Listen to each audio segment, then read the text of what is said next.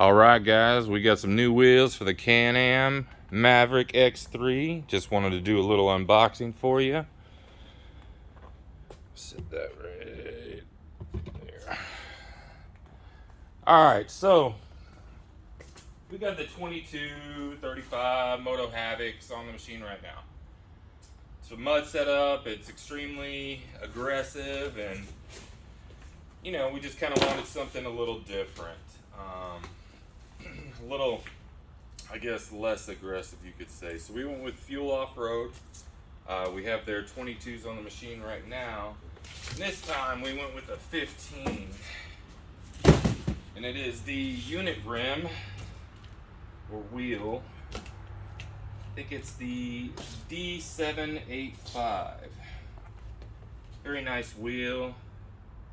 Bronze color with the bead lock.